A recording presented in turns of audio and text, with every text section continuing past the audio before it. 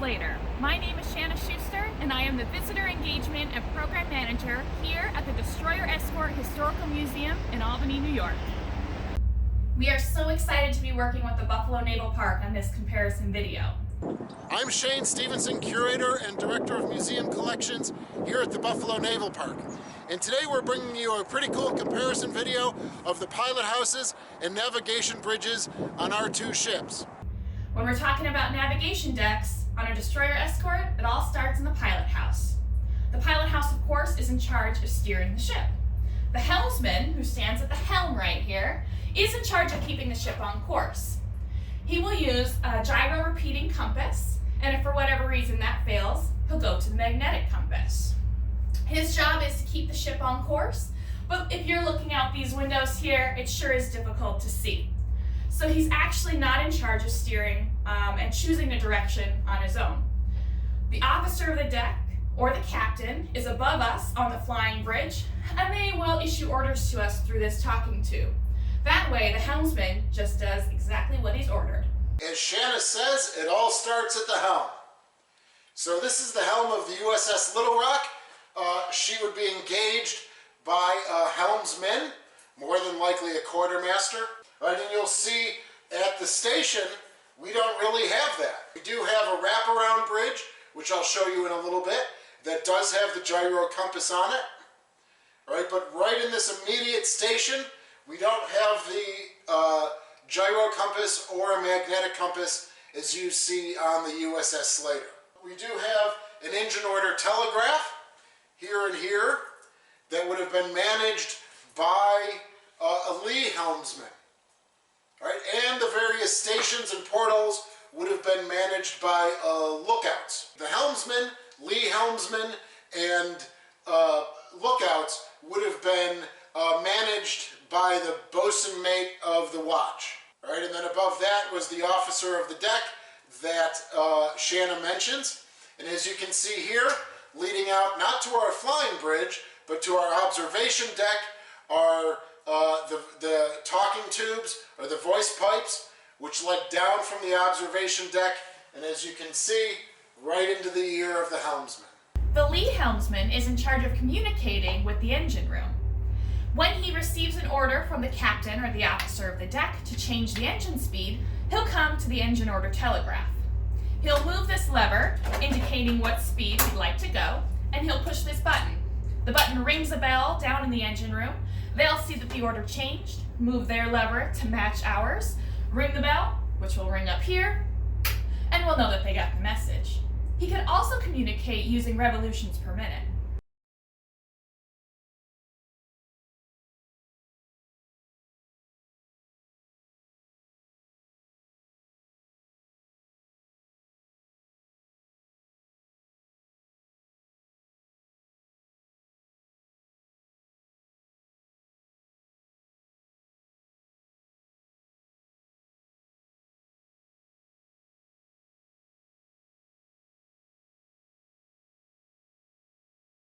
Same mechanism. The lee helmsman, will send the orders down from the OOD, the officer of the deck, or the captain. They ring the bell, signaling to the engine room that there's an order coming down, and it's returned along with the bell. You can also send an order by the revolutions for the shaft. All right, and here is this mechanism here. They turn the dial clockwise, which will list the revolutions of the shaft. The helmsman will also keep his eye on the clinometer. This tells us how far the ship is tilting one way or the other. It'll also give us a pretty good clue as to how seasick the rest of the crew is. We know that the helmsman can't see out these windows in order to steer the ship.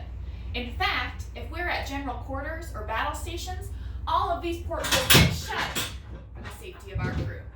Now, Shanna, right about here, you talk about the clinometer, all right, which is the degree of listing either to starboard or port, and certainly it can make people seasick. Even at a 4-degree list on either side, you can get a little queasy.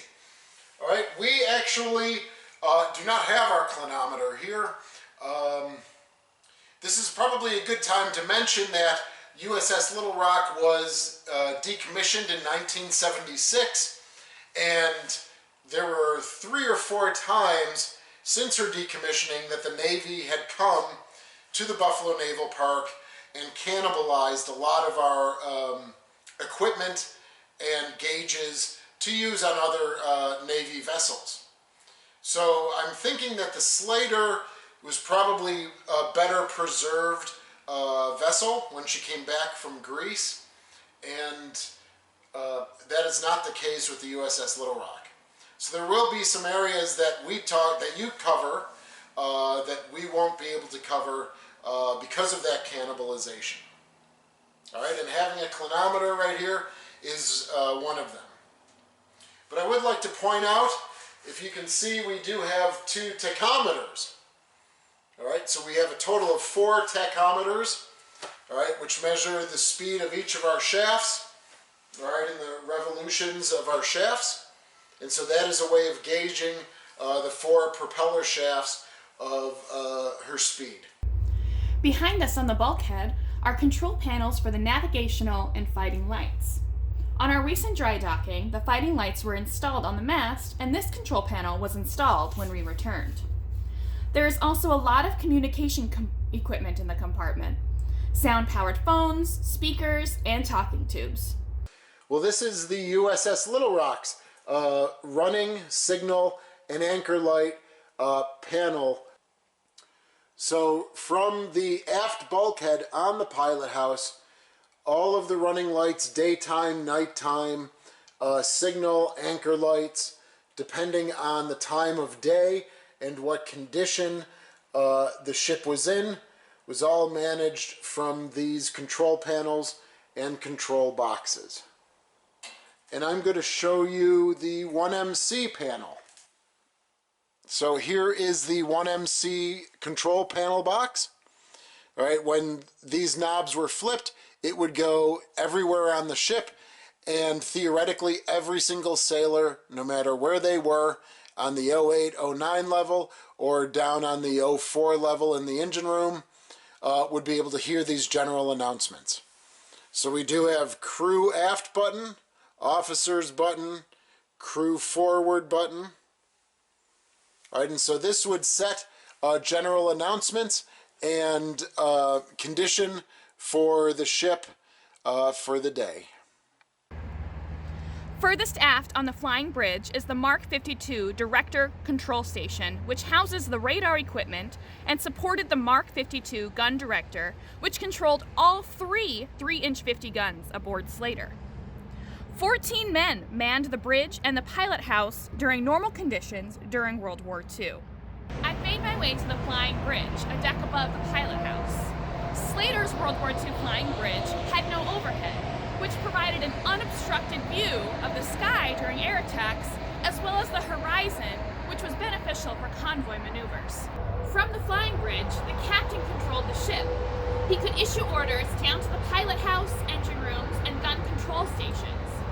He would be sitting in this chair, or one directly across on the starboard side, out in the elements, just like the North Atlantic cold today, or the heat of the South Pacific.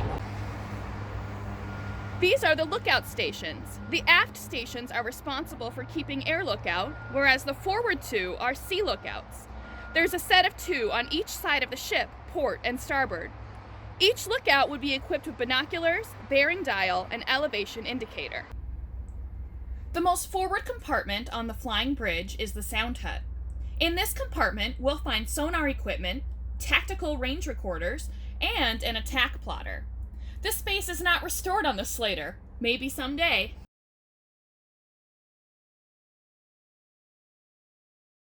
All right, so there we were looking dead center line of the ship from the wraparound bridge. And that's where I'm standing in now. So behind me on my right shoulder are the portals leading to the pilot house.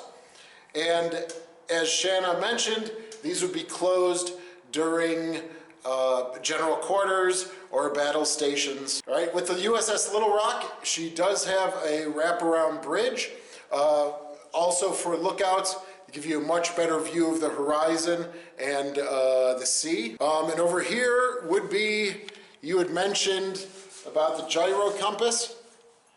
We do have ours out here on the wraparound bridge. And we have a lot of other communications that would be also used for the rest of the ship. And again, you can see the cannibalization of our vessel. Wires are cut.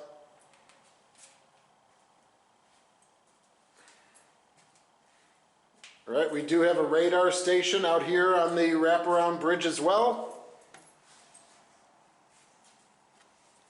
All right, so transmitting all of that data that comes back to our various radars, taking the radio waves and turning it into electrical pulses, and then being able to read those. Here's a rudder angle degree gauge, port starboard, again the degree at the rudder, and a chart table. Now this is where the captain would sit. So he had a chair like this on the port and starboard of the wraparound bridge. He would actually be able to have eyes on the situation. Now, as Shanna had mentioned, with the USS Slater, the flying bridge is right on the overhead of the pilot house. Well, here at the USS Little Rock, our flying bridges are adjacent to the pilot house on the same level on the port and starboard side. So here I am on a port side flying bridge. All right, we do have a rudder angle indicator here that says what angle the rudder is at, starboard or port. We have a Polaris compass, right, which was kind of a dummy compass, all right, which only really gave relative bearing, which is bearing relative to another object, which could be seen and measured. Right? Unlike a true north compass or an absolute bearing, this was a relative bearing.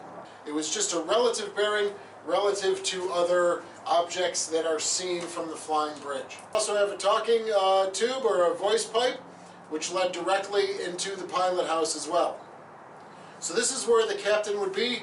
If he wasn't on the wraparound bridge, he could be here, again, keeping eyes on a situation.